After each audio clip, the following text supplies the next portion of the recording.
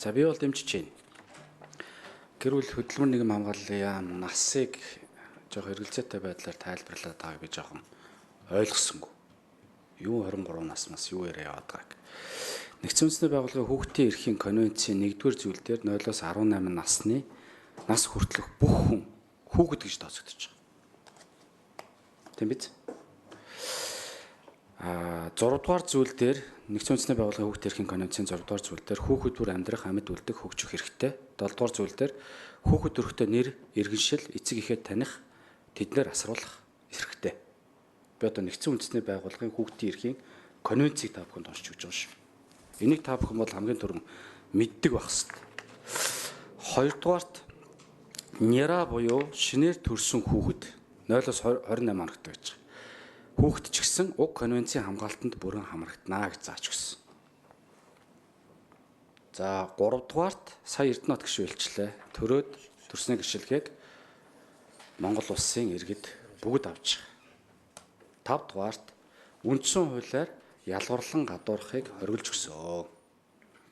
За тэгэхээр төрсөн хүүхэд ч гэсэн Монгол улсын иргэн гэдгийг та бүхэн маань мэдэж аваасай гэж хүсэж байгаа. 1961 онд Монгол улс Нэгдсэн үндэсний байгууллагад элсээд 1962 онд Монгол улс анхны 1 сая дахь иргэнээ хүлээж авсан байд.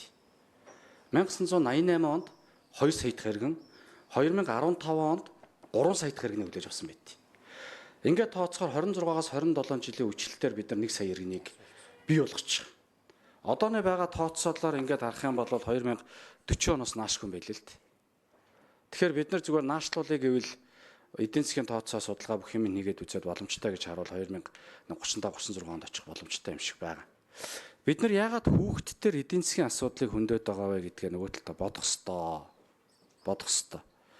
Би зүгээр нэг асуулт байгаа нь энэ хуулийн хэрэгжих хүрээн дээр Монгол улсын нутаг дэвсгэрт амьдарч буй олон хүүхэд төрүүлж өсгсөн эхчүүдэд үйлчлэх бөгөөд тухайн эхчүүдэд олгох урамшуулал хөнгөлөлт үйлчлэгээ нь хууль заасан нөхцөл шаардлагыг хангаж буй тохиолдолд хамрах болно гэдэг нэг заалт байгаа. Тэгээ энийг та бүхнээс оруулж ирсэн гэж би ойлгосон.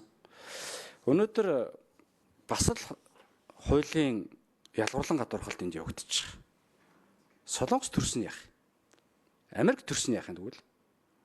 Өнөөдөр аль аймагт төрсөн тухай биш, аль улсад төрсөн ч Монгол улсын иргэн гэдгээр байгаа шүү. Энийг ямар үндслэл зүйлээр ингэж Монгол улсын зөвхөн нутаг дэвсгэрт хамааруулж хүүхэд төрүүлж байгаа харилцааг зохицуулж өгсөн бэ гэдгийг би асуух гэж байна. Тэгээд дараа нь тодорхойлъя. Баярлалаа.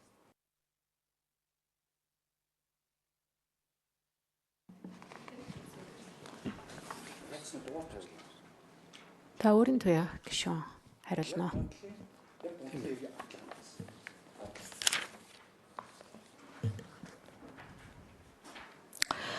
За Батэрдэн гишүүний асуултанд хариулъя.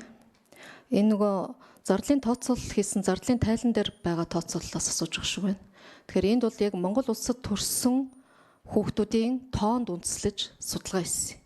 Энэ тоонд үндэслсэн тооцооллууд явж байгаа. Тэрнээс яг хуулийн зохицуулт заалтан дээр бол зөвхөн Монгол улсад төрсэн хүүхэд хамаарна гэдэг заалт зохицуулт бол байхгүй.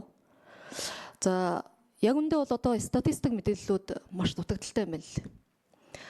Одоо бид нар нэгээс дээш нас орсон хүүхдүүдийг байгалийн гамшигт үзэгдэл, аваар осол, өвчин эмгээгээс болоод нас орчихсан бол олгоно 0-1 наснд олохгүй гэдэг ийм хуулийн зохицуулт явж байгаа.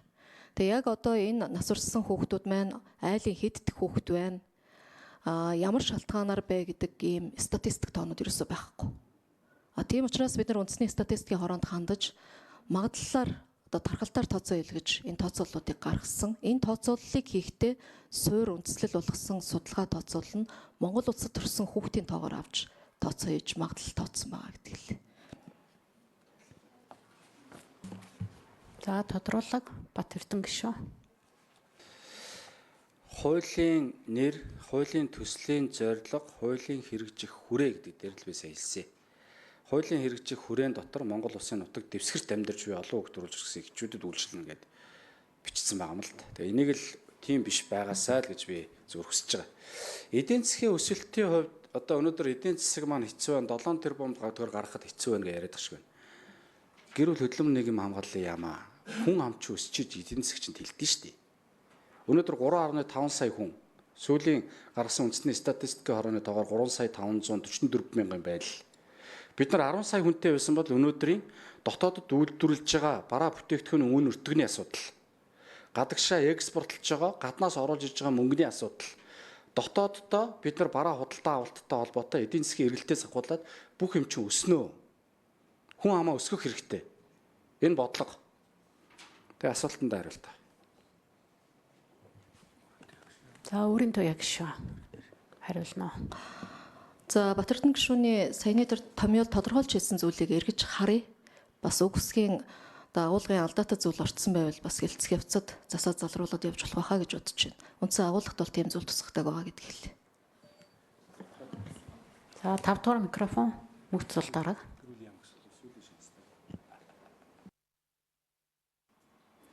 За Батэрдэн гишүүний тодруулгад хариулт өгье.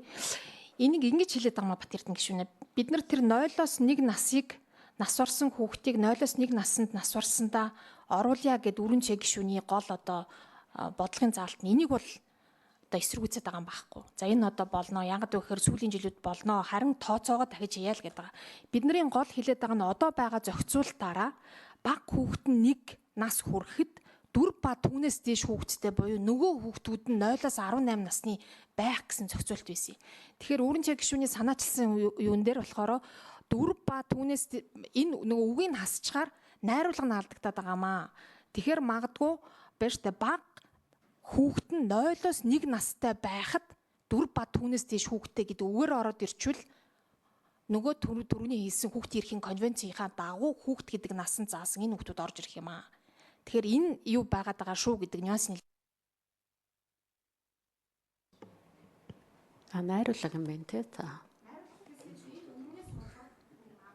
Батэрдэн гишүүн тодруулга. Яг хөө тэгэл хэдүүлээ ярилцаал явъя. Энд чинь нүүбийн хүүхдийн эрхийн конвенцэнд байна шүү дээ. Тэгээ нүүбийн эрхийн хүүхдийн конвенцэд нүүбийн нэгдсэн үндэсний байгууллагын хүүхдийн эрхийн конвенц манайх нэгдсэн үндэсний байгууллагад элсэн орсон 193 орны нэг нь. Би одоо түрүүн 1961 онд элсэн орсон гэдгийг аль биесээр хэлчихлээ шүү дээ. Зүгээр хэлээд байгаа юм биш. Нэгдсэн үндэсний байгууллагын гишүүн орон гэдэг бол нэгдсэн үндэсний байгууллагын хүүхдийн эрхийн конвенцэд нэгдсэн л гэсэн үг. Тэгэхээр 0-оос 18 гэдэг чинь орцсон байна. Хүүхэдгээ тодорхойлцсон байна. Нүүбийн конвенцээр тодорхойлсон тодорхойлтыг бид нэр 22 23 гэж өөрчлөөд авах боломжгүй байхгүй юу? Дөнгөж төрсөн хүүхдийг 0-оос 28 буюу няра гэд оруулсан байна. Тэгэхээр дөнгөж төрсөн хүүхдийг ч гэсэн хүн гэдэг утгаар авч үзээч, хүүхэд гэдэг утгаар авч үзээч гэдэг томьёолыг нь л хэлээд байгаа. Эдийн засгийн тооцоол яриад их юм. Би түрүү айгүй тодорхой тайлбарлаад өгчлөө шүү дээ.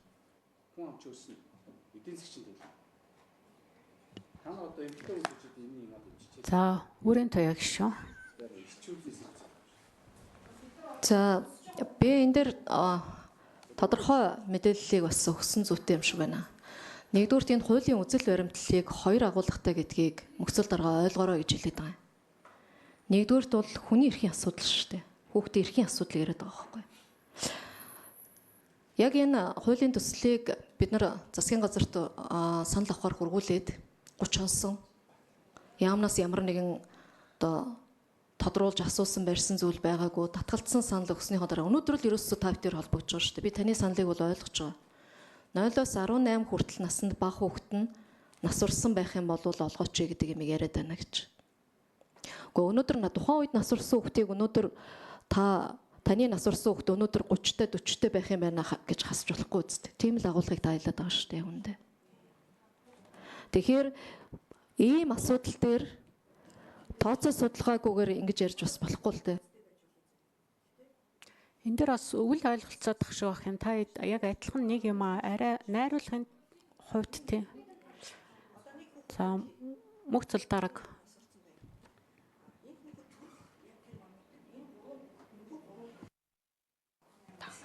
ингээд байгаамаа. Хин Үрэнчээ гишүүний 0-оос 1 наснда нас орсон хүүхдийг мөн оруулаач гэдэг саналыг бол бид нэр эсэргүүцээд байгаа юм байхгүй. Тэгяал гэж яг энэ нөгөө өгүүлбэрийн найруулгаараа явчихаараа хүүхэд төрүүлсэн байсан гэж байгаа байхгүй юу? Өнгөрсөн хугацаан дээр одоо байж байгаа цаг үе нь алдагдчихад байгаамаа. Тэгэхээр өөрөөр хэлбэл нөгөө түрүүний хүүхдийн эрхийн конвенцийн насны ахгүй байгаа даа гэдэг. Тэрс нас барсан хүүхдийг бол өсгөж тооцохгүй штэ. 9 настайдаа нас барсан бол 9 нас гээл тооцчихно. Нас барсан хүүхдийн насыг бол өсгөж тооцохгүй хэдэн наснд нас барсан бэ түүгээр нь авъя. А бусад хүүхдийнхаа насыг бол тгээс 18 наснд аваа явъя л гэдэг тийм л санал тавиа да.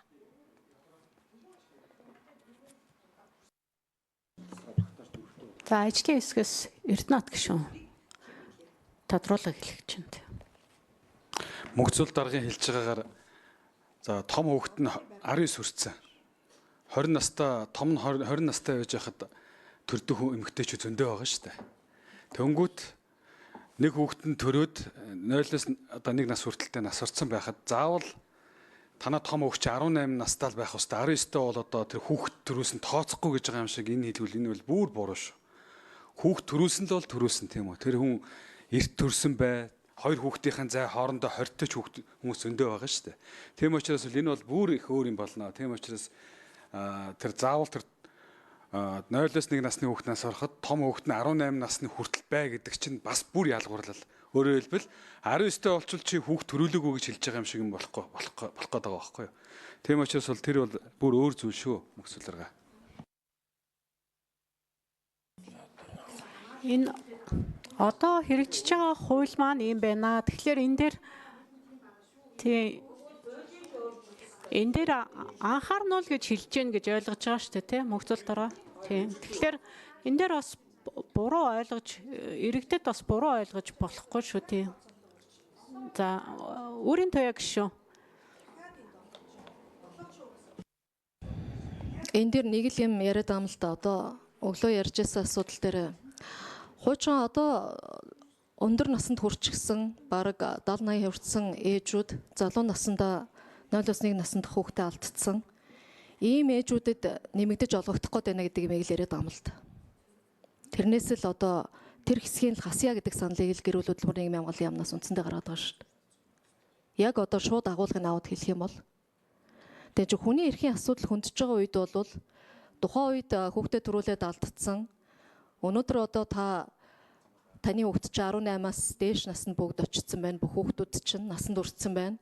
Танд өгч болохгүй л гэдэг ийм л зүйлийг хэлэх гээд байгаа юм л да. Тэгээ ингэж ялгуурлахгүйгээр шийдчих боломж бидэнд байгаамаа. Гэр бүл төлөвлөлт хүүхдийн өсөлт хүн амын өсөлтийн бодлогоо харах юм бол нэг талаасаа яамны зөв.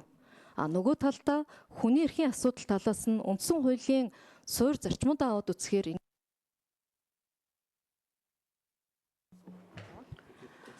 За баярлалаа. Гишүүд